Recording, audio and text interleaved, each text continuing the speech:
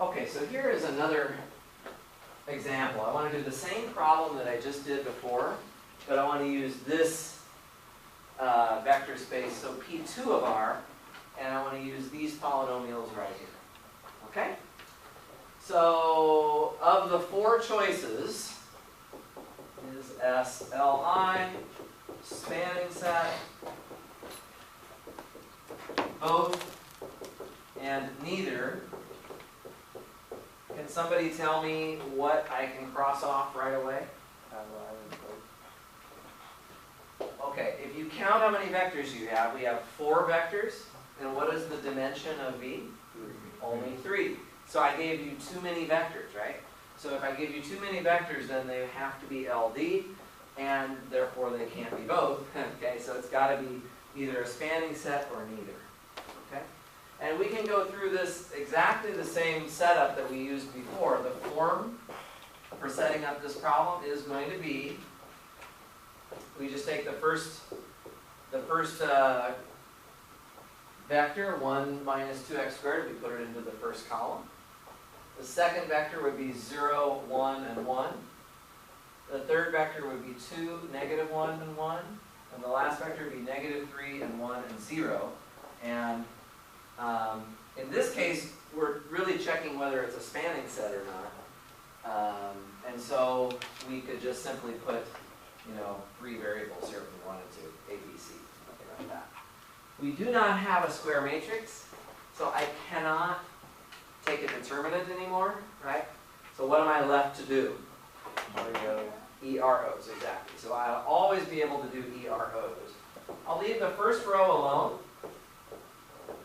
Okay, and I'm going to leave the second row alone also because it's in pretty good shape too. I'm going to take 2 times the first row and add it to the third row in order to get this lower left corner to become a 0. So I'll have a 0 there, and then a 1 here, and then a 5 here, and then a negative 6. And then I'm just going to put a number over here in the last entry. I mean, I can figure out what it is, but there's no need to worry about what it is. It's just some number. Okay, so that is my matrix. And I'm still not in row echelon form. Be sure you don't stop till it's in row echelon form.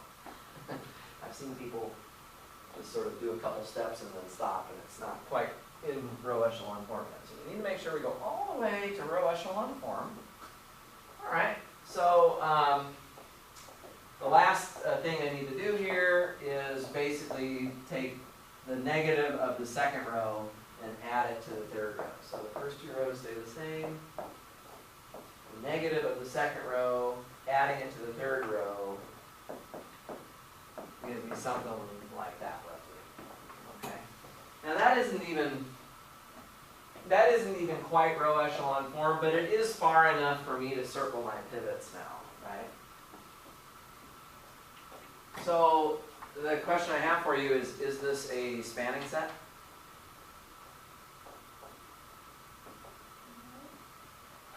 Okay, no, why not? The fact that there's not a pivot in every column is actually a reflection of the fact that the vectors are not Li, right? Because there would be a free variable here. If we imagine having these constants, when you go back and think about the linear combination, so if you took, C1 times this plus C2 times this plus C3 times this plus C4 times this, and you set that all equal to 0, right? You would get this augmented matrix, which has columns that correspond to those unknowns. And what we're seeing now is that, C4 doesn't have to be 0. C4 is actually free. So there's a free variable there. So what that means is that's the reason you can cross off the Li choice. But when we're thinking about the spanning question, it's not so much are there free variables. That's not the spanning issue. The issue with spanning is what with respect to this matrix? Every row has to have a pivot. No, we're not thinking in terms of rows here. I want to keep our focus on columns. Okay, so the pivoted columns are the first 3. What would have to happen if these vectors did not span V? there would be a pivot in the far, far, far right column. That's the right answer. That's the point. And there isn't. The pivots did not drift, no pivot drifted into that last column. What that means is that this is a spanning set. It is a spanning set. If we had gotten 0, 0, 0, 0 number, right? If the last row had been 0, 0, 0, 0, and then a number, then the pivot would be on the number in that far right column. Then we would have said, no, it's not a spanning set. Okay. In fact, if you go back to some of the group, there was at least one problem in one of the group works where that happened. You row reduced the augmented matrix, and the pivot drifted into the last column, so you knew it was not a spanning set. Okay, so this is, the pivots are the key to everything, guys. And which columns have the pivots are the key to everything. Please don't think in terms of rows so much. It's really columns and pivots more than rows of zeros that you want to focus your attention on. Okay. Okay, so it is a spanning set. So it spans V, right? But it's not Li, so therefore it's not a basis. So what if I asked you to reduce this set to a basis? Like, if I wanted to have a basis for V consisting of some of these polynomials, what would you do? To get it, it's just another follow-up question. I got to get rid of a vector, right? I have too many vectors. That was our first problem. We have 4 vectors in a 3-dimensional space. But you got to get rid of a vector. And can I just get rid, let's say I know I need to get rid of some vectors. Can I just get rid of whichever vectors I want? Definitely not, right? Because, for example, let me just show you another example that's like super obvious, where it's really super obvious, right? If I look at these vectors in R3, and you say, oh yeah, they're linearly dependent, we need to get rid of a vector, and you cross off this one, right? That's not good. Because you're crossing off one of the good ones, right? And you're not taking care of the linear dependency. So we don't just want to cross off any old vectors. How do we know which vector to cross off? Right, the one that corresponded to the free variable, which in this case is the 4th one. So it just means, okay, I just get rid of this one. The other 3 polynomials then become my basis. Does that make sense? In other words, they're really coming from the first columns here. One other little caution on this when you're dealing with polynomials. Make sure that if I ask you for a basis or for a spanning set or something that involves polynomials, that you give me an answer that is polynomials. In other words, I will see some people do things like this. They'll take this 1 minus 2x squared, and they'll kind of end up at the end of their problem as rewriting it like it's that. And they'll take the second one, and they'll rewrite x plus x squared like that, and then we'll write 2 minus x plus x squared like this. Okay, which are really just the first 3 columns of this matrix, right? But if you told me that like this was the basis that you wanted to write down, I would have to take off some points for that, because the basis for this vector space should be consisting of polynomials. So if you're writing down something that looks like vectors in R3, you're really not giving me the vectors in the form that the vectors should be written in. So this is something, and I saw some people doing that with the group works that we've done as well in the last few classes. Just make sure your answers make sense, right? So if I'm asking you for a basis in a world of polynomials, I should be getting polynomials from you, right? Things like that. Or if I ask if we're dealing with 2 by 2 matrices, then the vectors that I see should be 2 by 2 matrices. Okay. So that's just something to kind of keep in mind. Okay. Let's see here. Well, really, I'm not doing the exact same problems that are on my review sheet here, but I'm covering a lot of the right concepts, as it turns out. Let's practice a few things on subspaces. And I'm going to change. I am going to change and not do the examples that are on my handout here, because I want some ones, I want to do some different ones than the ones that we've done in class before. So let me see. So this, am I on number 4? 3. Okay. So is S a subspace of V? And we'll do a few examples of this. Just going to grab some problems here. Okay, so here's the first one. V is going to be M2 of R. And S is going to be the set of matrices A in V. So A is an element of V, such that A times the matrix 1, 2, 0, 2 is equal to the matrix 1, 2, 0, 2 times A. I hope so. I think it's running. It's running, yeah. Okay, great, thanks.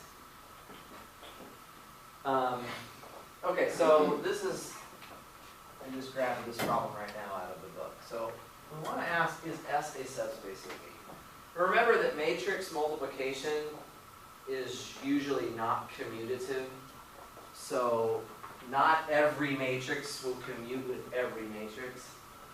And this set S is just those matrices A, 2 by 2 matrix, that commutes with, in other words, you can multiply in either order, with this matrix 1, 2, 0, 2, which I kind of chose at random. Just made up a matrix. Okay, so I'm asking, is it a subspace of V? What would be the very first thing we might want to think about here? The zero vector. So, exactly. So let's do the zero vector check. If we don't know what the answer to this problem is, let's do the zero vector check. So if I take 0, 0, 0, 0, and I multiply by 1, 2, 0, 2, does that equal 1, 2, 0, 2 times 0, 0, 0, 0? So that is my question. Do you remember how to, basically you're just checking, does the zero vector satisfy, this is like the condition that is required for something to be in S. So we have to check it for the zero vector. If I put in the A equal to the zero matrix, does it work? That's my question. If I do this matrix, what do I get if I do this matrix multiplication? All zero, right? Okay. What do I get if I do this matrix multiplication? All zeros again, right? So it does work. In other words, it is equal. So 0, 0, 0, 0 is an element of S. We'll check by that. Okay, so the zero vector does check out. Okay? So that means we have to go on, right? We can't just, that doesn't mean it's definitely a subspace. We have to do more work now to decide if it's a subspace. Let's think about how closure under addition would work. Okay? So, because the two steps we have to check are closure under addition and closure under scalar multiplication. Let's just think about how this would work. Well, closure under addition, remember, we have to take two matrices. What do you want to call the two matrices that we grab? A and B, sounds good. So let's let A and B be elements of S. Okay? Now let's just think about what that means. That means that, so before I go any further, I'm not ready to look at A plus B yet, because before I write down A plus B, which is really what I need to look at, I just want to make sure we know what does this mean. A is in S and B is in S. It just means that A times 1, 2, 0, 2 is equal to 1, 2, 0, 2 times A, and B times 1, 2, 0, 2 is equal to 1, 2, 0, 2 times B. It's just a great idea to write that down first. We haven't started looking at A plus B so far, but it's just good to start off by writing that down first, so we know what we're trying to do. Okay? Everybody good so far with that? Now we can start to look at A plus B. Okay? We want to know, does A plus B also commute with the same matrix again? Okay, so let's try it out. If I take A plus B and I multiply it by 1, 2, 0, 2, I want to know, is that the same as 1, 2, 0, 2 times A plus B? So one thing I don't want you to do, so please don't write this part down. I don't want you to just do this right away. Because this is what you're trying to show. This is what we want to know. We want to know, is this true? Can I switch the order? And if you write that down on line 1, I'm going to be confused. And you're like, wait a minute, he's already saying the thing, he or she's already saying the thing that he wants to show. So it's best not to write that quite yet. If anything, you could put this down on the bottom of your work with a little question mark next to it or something. Because this is the question. Does this equal this? So let's give ourselves enough room to work this out. Okay, so what might you be able to do with this expression though? We have a matrix plus a matrix times another matrix. We basically have A plus B times C. A times the matrix. It's AC plus BC, exactly. We can just distribute the expression. Exactly right. So it's, in other words, it's A times 1, 2, 0, 2 plus B times 1, 2, 0, 2, right? That would be fine to do that. Okay, now once I've done that, what can I do? Please? Pretty much putting another point to show the We know these facts, don't we? We know that we can switch the A with the matrix, and we know we can switch the B with the matrix individually. We can do that individually. So from our given information, I'm allowed to switch the order of the A part with the matrix and switch the order of the B part with the matrix. That's a key step right there. That's the key step. That's where I'm using the fact that A and B individually are in S. This is a good example. It's a good practice on this. So, okay, so we get that. Now what can I do with this? Now I can factor out or bust out the matrix, right? So I bust out the matrix and it leaves me with A plus B. Oh, that's what I was trying to get to. Okay? Does that make sense? Do I have to say anything else right now, or do I just stop?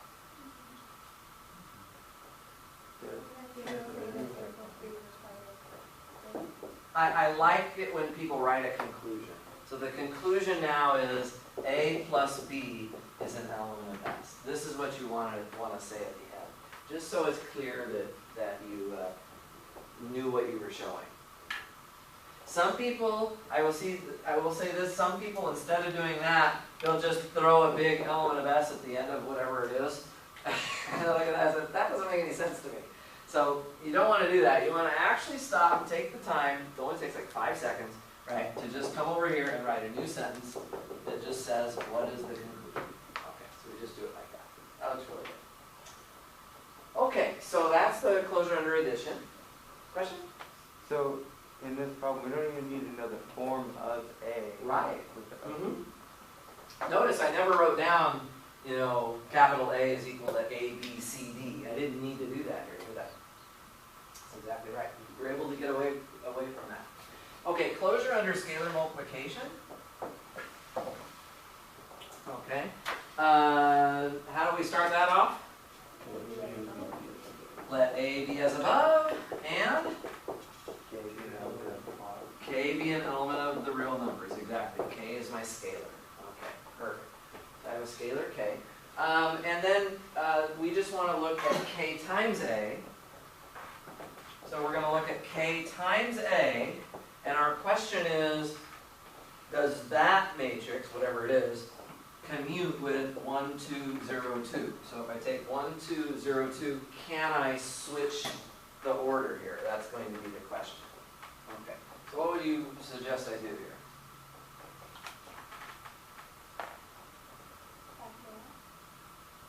factor what?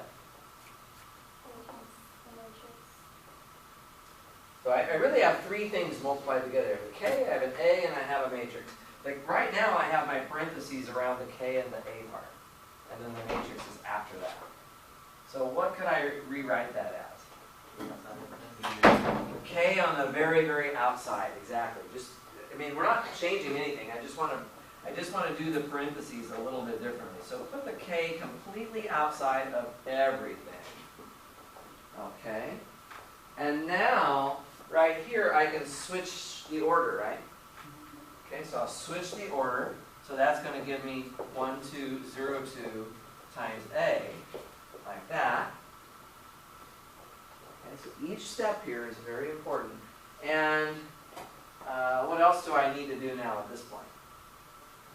Is that what I want? You want to get k back to the I got to put the k next to the a again, right? Well, k is just a constant, so you can put that wherever you want, actually. The matrix 1, 2, 0, 2 would go in front, and now you just put the k back with the a again, like that. Okay? And so, I'll just come up here to finish. So, k times a is an element of S. Okay? So the answer to this problem is yes, we have a subspace of V. Okay? Everybody cool with that? Yeah. So it's alright to just put that, or do we have to put an overall conclusion saying that since it's closed under addition and multiplication, it's a part of the... You don't have to say that. If you want to, that's awesome. But I think if I see the closure under addition and the closure under scalar multiplication with these conclusions, I will know that you are checking the two axioms of a subspace. So it's fine. Okay, so we're good. Yeah, Kristen? Do you ever ask us to disprove something, whether you explicitly say it in the problem, or will it be something else? I've tended over the years to get away from true-false questions. The students tend not to like them. They tend to be kind of tricky. When they're theoretical, at least, they're very tricky. Problems like this, though, if I say, is S a subspace, I'm really saying, is it true or is it false that it's a subspace? I may not tell you, right? So I may have yes or no. I did that on the quiz. Yes or no, you have a subspace. You have to decide and then you have to check it. So you should not be necessarily assuming I'm going to give that to you. Because I want to know if you can check it for yourself. Okay? Let's try a couple more. This is a fairly sophisticated one. Let's try a few more examples here. So part B. So pick something that's maybe not quite as intensive to write out. So part B, let's use B to be just r squared this time. And let's take S to be the set of x comma x cubed such that x is an element of the real numbers.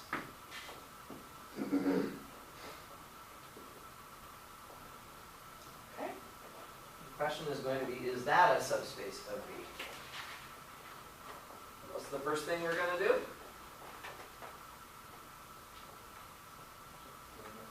Check the zero vector. Okay, so let's do that. Zero vector. What is the zero vector of this vector space? Yeah, just 0, 0. Okay. Is that in the form that would put it in S? Yeah, if I just choose x equal to 0, I get the vector 0, 0. So that is in S, so it does check out. The zero vector is true. Okay. So let's see, closure under addition. So closure under addition, let's start this off. Now we have to take two vectors that are in the set. So let's say let x cubed, and then we'll take another point, maybe y and y cubed. Let those be in S. Okay, that makes some sense? then we need to look at the sum of these two. Okay, so if we look at the sum of these two, we're going to have x plus y in the first slot, and then we're going to have x cubed plus y cubed in the second slot. And we have to look at that and say, is that in S?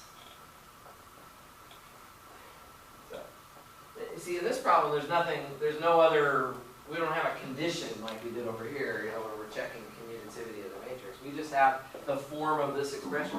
Is this form fitting the form of the elements of S? So what's the form of the elements of S? We have whatever's in the first slot, and then the second slot is just the cube of whatever is in the first slot. You have one. Is this the cube of this? No, it isn't. It's actually the wrong form. This is the wrong form. I would say, so I'm just going to write that. This is the wrong form. So you know what I just did, guys?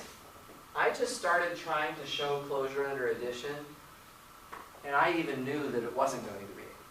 But I wanted to show you, well, what would happen if you were doing it wrong? Right? What if you thought it was closed under addition, but it really wasn't? What should happen, if you're trying to prove something that's not true, you're going to run into a problem. And that's what's happened right here. We've added together our two vectors and gotten something that is in the wrong form.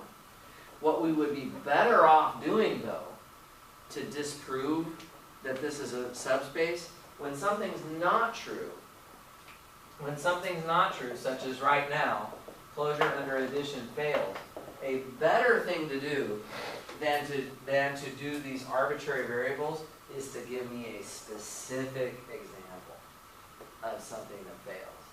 A specific one. So, can somebody just give me a vector that's in the set here? 1, 1, Okay, 1, 1, and 1. and then, so 1, 1, that's your vector. Can, Victor, can you give me another vector that's in the set? Anything. 2, 8, great. So 2 and 8 is an element of S. Okay, let's add them together. Put a big plus sign there, we get 3, 9, right? Just add the two vectors. Is 3, 9 in the set? No. So this would be the best thing to show me. Okay? And there would be 100 other, 1 billion other correct answers that you could have given. Right? But I want to see just an example that shows me it doesn't work. And do I have to do the closure under scalar multiplication? Don't even have to, right? Unless I ask for it. If I ask you as a follow-up, is it closed under scalar multiplication, then of course you have to do it. But if I just say, is it a subspace, and closure under addition fails, then it's not a subspace. So you could then, at this point, you would just answer no. Okay? Does that make sense? Good on that? Okay. Let's see what other examples here for subspaces. Okay. We've got a couple another idea here for you.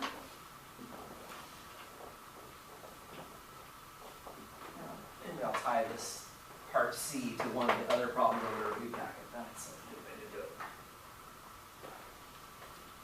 it. Okay, so let's do part C. For part C, I'm going to take B to be P3 of R. We'll go to polynomials of degree 3 or less, right?